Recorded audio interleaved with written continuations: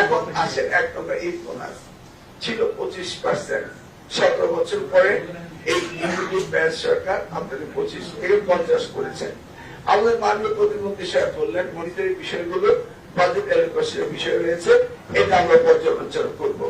আপনাদের দাবি মাননীয় প্রধানমন্ত্রীর কাছে উত্থাপন করা হবে, যেহেতু এটা নতুন বাজেট না। তারপরে এই আপনার এগুলি ফাংশনাল করতে সময় লাগবে, তবুও আমরা আপনার প্রস্তাব মাননীয় প্রধানমন্ত্রীর কাছে উত্থাপন করব। দেখি আপনাদের জন্য খানিকটা কিছু করা যায় কিনা, সেই বিষয়ে আমরা আলোচনা করব। কিন্তু কনস্ট্রেইন আছে, আপনারা জানেন যে এটা নতুন বছর নতুন বাজেট নেই, অনেক বিষয় রয়েছে। তারপরে আপনারা বলেছেন মন্ত্রণালয়ে আপনাদের আমাদের কর্মকর্তা কর্মচারী নিয়ে আপনাদের অভিযোগ রয়েছে। দেখুন এই অভিযোগগুলি অ্যাড্রেস করা অনেক সময় রয়েছে, এগুলি পর্যায়ক্রমে অ্যাড্রেস হবে কি হবে না এটা আমরা সিদ্ধান্ত আস্তে আস্তে নেব। তো এটা তো ট্রেডিশন, হোয়াইট হাউসে কি রিপাবলিকান কি ডেমোক্রেটিক নিয়ে ঢুকবে, অতএব এই সমস্ত বিষয়ে আপ টু আস, এগুলি নিয়ে আমরা দেখি আমরা কিভাবে কাজ করবো, এটা আমরা দেখি। মাননীয় প্রতিমন্ত্রী বলেছেন আমরা আজকে বসার কথা ছিল, এই মিটিং শেষে আমরা বলবো। পলিটিক্যালাইজ করার বিরুদ্ধে আপনারা বলেছেন যে একমত। একজনকে 3টি প্রতিষ্ঠান দেওয়া না দেওয়া আমরা ম্যানেজিং কমিটিতে বসে আমরা এটা দেখবো। হেডমাস্টার গভর্নিং বডিতে হেডমাস্টারকে থাকতে হবে, প্রিন্সিপালকে গভর্নিং বডি নিয়োগ দিতে হবে। এটা আমরা এনটিআরসি করেছিলাম, যে সুবিধাটা চেঞ্জ হয়েছে।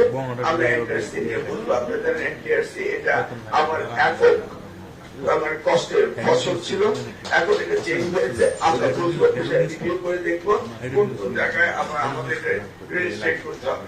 আপনারা বলছেন চৌষট্টি জেলায় একজন সব লোক নেই, আপনার চ্যালেঞ্জ দিয়ে বলছেন, সকলেই বলছেন, ঠিক আছে।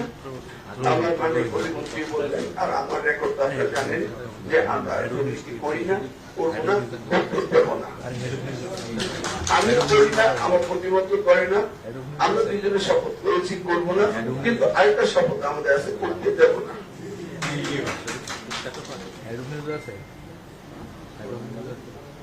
আর কি অবসর ভাতা বিষয়টা, এটা লেটেস্ট সিচুয়েশন কি, এটা নিয়ে আমরা এখনো বসিনি, আমরা এখন অফিসে শুরু করতে পারিনি। আমরা অবসর ভাতা নিয়ে বসবো এবং কল্যাণ ট্রাস্ট নিয়ে বসবো, এটা আমাদের এজেন্ডায় আছে।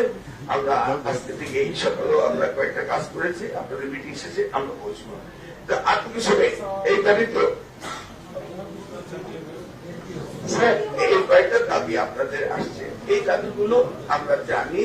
আপনারা আবার আমাদেরকে বললেন, আমরা এগুলি নিয়ে বসা শুরু করেছি, আমরা এগুলি নিয়ে কাজ করব, আপনারা নিশ্চিত থাকেন। আমরা আগেও বলেছি আপনাদেরকে যে শিক্ষকদের দাবি দাবা নিয়ে আর রাজপথে আসতে হবে না। এই শিক্ষা মন্ত্রণালয়কে সবচেয়ে বেশি প্রায়োরিটি দিচ্ছেন আমাদের বর্তমান প্রধানমন্ত্রী জনাব তারেক রহমান। গতকালকে আমাদের ক্যাবিনেট মিটিং গিয়েছিল, সেই ক্যাবিনেট মিটিং এর 90% কাহিনী দিয়েছেন শিক্ষার ব্যাপারে। সব বিষয় টুকি থেকে আলাপ হয়েছে, এটা নিয়ে আমরা কাজ করবো ইনশাআল্লাহ। আপনারা এসেছেন, আপনাদের সকলকে ধন্যবাদ দেওয়ার আগে আজকে কিন্তু এই মন্ত্রণালয়ে এখানে কোন বিজনেস আজকে ঢুকতে দেওয়া হবে না। আমাদের অথরিটি আমাদের সুপারিশের কারণে আপনারা দিয়েছে। আবার বলছি, আপনারা শিক্ষক কোন মন্ত্রণালয় না গিয়ে, কোন মন্ত্রীকে ফেরত করে না দিয়ে স্পেশালি আপনাদের পারমিশন করানো হয়েছে। আপনারা আস্তে আস্তে চলে যাবেন, যেন আমি বলতে পারি যে আমাদের শিক্ষক যারা ডিসিপ্লিন শেখায় তারা ডিসিপ্লিন মেনে চলেছে।